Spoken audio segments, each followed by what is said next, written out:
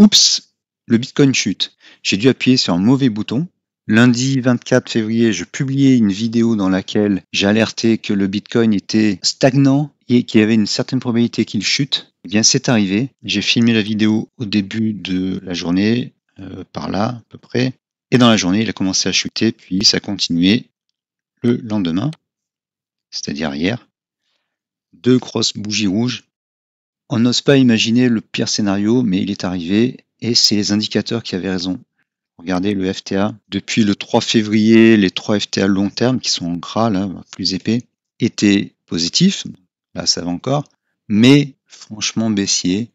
Et ça a continué. Ils ont fait ce que j'appelle l'éventail, c'est-à-dire des pentes comme ça en éventail. Je décris cela dans la vidéo dont le lien apparaît en haut à droite. Et il y a eu une accélération. Là, en ce moment, ils sont en train de fondre vers le zéro. Le zéro est ici. Et en général, c'est pas bon signe. Ce matin, les cours ne descendent pas plus bas. Donc, on va avoir peut-être un petit répit. Mais faites attention. C'est peut-être l'aube d'une tendance plus longue. Là, on voit bien, ça c'était le bull run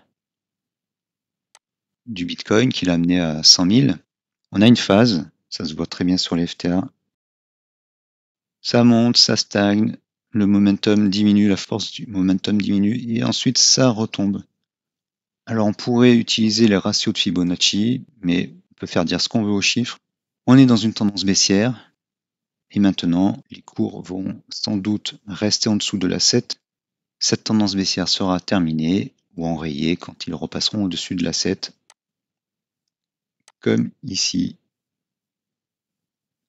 Ça peut se faire rapidement ou moins rapidement. Voilà, je voulais juste faire un peu de l'autocongratulation. On a toujours du mal à envisager le pire. Pourtant, les signaux, les indicateurs le montraient. Le DAS orange était en dessous du bleu négatif. Il est même passé sous le moins 10 lundi. Les FTA étaient baissiers et certains FTA à court terme déjà négatifs. Voilà. Si vous devez retenir quelque chose, c'est qu'il est important de faire une analyse multidimensionnelle avec ces indicateurs, notamment le FTA unique.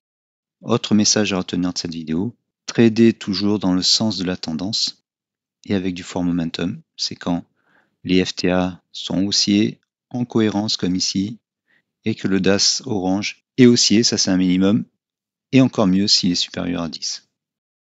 Vous comprenez maintenant qu'il est important de liker cette vidéo, de la partager à vos amis sur les réseaux sociaux ou par email, et de vous abonner pour avoir toujours plus d'astuces et de vidéos éducatives sur cette analyse multidimensionnelle. Merci et à bientôt.